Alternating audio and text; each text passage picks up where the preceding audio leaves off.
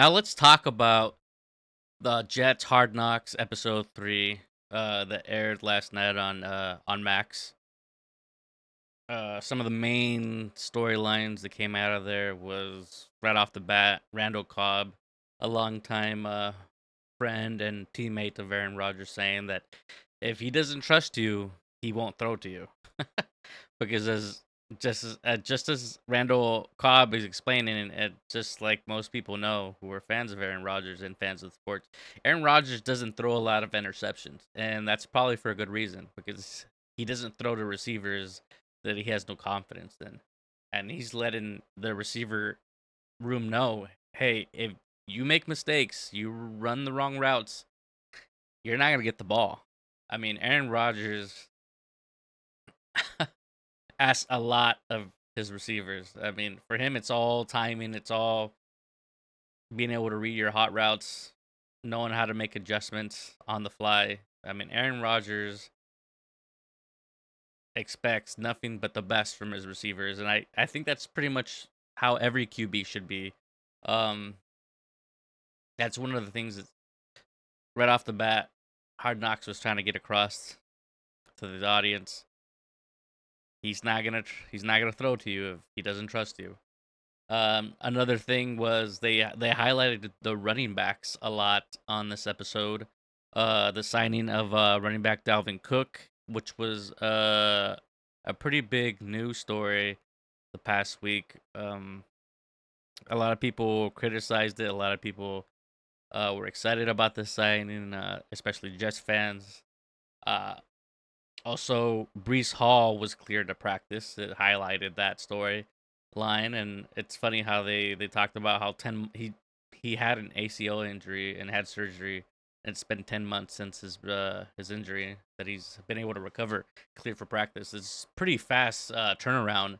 Um, a brief bit of history here. Adrian Peterson, when he got injured in 2011 with an ACL slash MCL injury to his knee, it took him 8 months to get back to be cleared for practice, which is amazing. So I mean, modern medicine combined with just the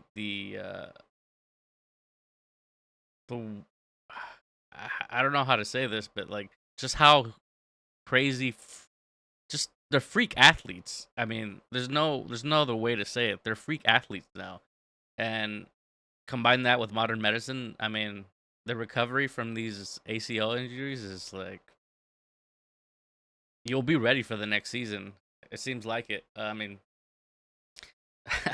I'm not saying Brees Hall is Adrian Peterson. I mean, Adrian Peterson was an all-time great. I mean, he did rush for 297 yards that the season he did return, but don't expect Brees Hall to break any rushing records this season. But I mean, kudos to him for doing all the right things with the training group for the Jets. I mean, he came back, and I'm pretty sure. I mean, I don't think there was any pressure, internal pressure, to come back and be cleared because of the Dalvin Cook signing, but that's kind of how just the stars aligned. I think I'm not reading too much into it. That he thinks he's gonna lose touches, he's gonna lose his job to Dalvin Cook. I mean, the way the culture is with running backs right now in the modern NFL is you need two running backs to win. Um, and it's a long season, and they take a lot of hits. So the Jets having two really good premier running backs is actually a good sign for their offense. Running wins games in the playoffs. I mean, everybody knows that. So they got two studs in that running back room. Uh, One thing that I got a good chuckle out of was in the joint practice versus the Buccaneers is Mike Evans, receiver for Tampa Bay, called Quentin Williams fat, and the big guy took it to heart. Yeah, I mean, honestly, you could feel that his feelings were hurt uh, because he felt that he worked a lot. He worked hard in the off season to lose weight, slim down, and Mike Williams calling him fat. Just he took it to heart. He was playful about it, but you could tell it bothered him because he felt like he put in a lot of work. He got that big contract. he felt like, I'm on the right track, and then someone say, "Hey, you're still fat." It puts a little damper in your spirits, but he'll be all right. I mean, he's gonna crush it. He's gonna have a huge season for the Jets. He's the leader of that defense. Where he goes, they go. Um, there's a few celebrity appearances. They didn't really take up too much time out of this episode, like previous episodes. Mark Sanchez, Braylon Edwards, former New York Jets, showed up. Damian Woody, Super Bowl champion, showed up. Not this appearance didn't happen during the episode. It kind of happened in the post credits. But Ralph Macchio, who you know from Cobra Kai, popular Netflix series, and also the motion picture Karate Kid, showed up to end the practice there. That was shown in the post credits. That was pretty cool to see him there. He's a lifetime Jets fans apparently. They lost the game. They lost the game against the Buccaneers for the preseason game.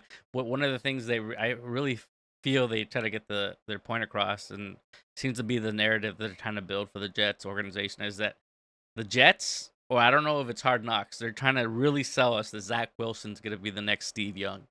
Um, all indications say that he still needs time to grow as a quarterback, as a leader. Um, he's shown some progress. I mean, obviously the being under the tutelage of Aaron Rodgers does help. He's probably picked up on a lot of things that he wasn't doing right. It really shows the poor decision not to get him a good veteran QB when he entered the league. Maybe not start him, maybe have him sit back and learn, because he wasn't ready his first year two, and the injuries didn't help. But he wasn't ready to take the reins of that offense and be the leader of the Jets organization. It shows, but he's showing some great flashes of the potential that he could have, and I'm not I'm not gonna definitely say that he's the next Steve Young, but that big run that he had, I mean, if you're gonna make any comparisons, I mean, Steve Young, Aaron Rodgers, I mean, the raw talent is there. It's just he needs to put it all together.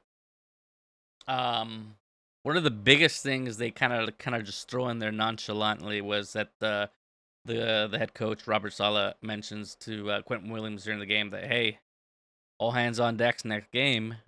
Aaron Rodgers is going to start, and most of the starters are going to start. And when I had heard this on the news outlet a couple of days ago, but when I heard him say it in the episode, I was just like, dude, that's such a huge risk. What are you thinking? Why in the last preseason game before the start of the regular season would you start all your offensive starters and most of your defensive starters? Why take a huge risk like that? What's the purpose of that? I mean, if they feel like there's just too much rust to take off, you should have done that the first game of the season.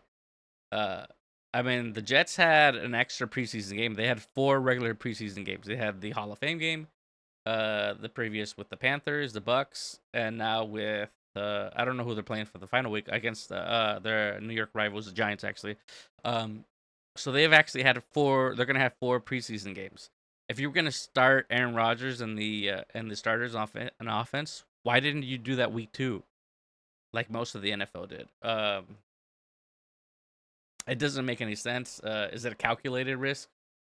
I don't know. I mean, I'm not. Who knows what the mindset is of Robert Saleh? Maybe he feels like they need it, especially with all the distractions of Hard Knocks this season. He feels that the team needs that little extra motivation, like, hey, we're not there yet. Every week we got to practice hard and get better. Um, Too much of a risk, in my opinion. For example, for people that follow European soccer, especially Ryan Reynolds' soccer team, Wrexham FC, they started their star player Paul Mullen in a game that didn't matter right before the start of their season, and he got injured by the goalie, who just pretty much did a NFL tackle on him. It was a dirty play. He got a yellow card. He should have got a red. He should have been kicked out of the game, but that's another story for another day. But he got injured and now is gonna miss like 3 or 4 months. of the season. A big blow to Wrexham's season. I mean, the guy scores like 30, 40 goals a season. I mean, he's their best player, and he's paid a lot of money. The last thing you want to have happen to Aaron Rodgers is see him take a dirty shot from somebody who's trying to become famous, who wants to make a name for himself, who goes headhunting, and takes out Aaron Rodgers for 4 or 6 games. God, God forbid, the whole season. I mean, it's too much of a risk. The game doesn't matter. You've had 4 preseason games. If you're gonna have him play, you should have had him play beforehand. I mean, right now it's too much of a risk, in my opinion. It's ridiculous. I mean, let's get serious about this. It's not a smart move. Hopefully, Jet fans are crossing their fingers. Go to church, pray that he will not get injured. I'm hoping he won't get injured because I'm really into the whole storyline of Aaron Rodgers winning the Super Bowl with the Jets organization. I've always been a fan of Aaron Rodgers, and it would be pretty cool for him to lift that Lombardi Trophy in a Jets uniform.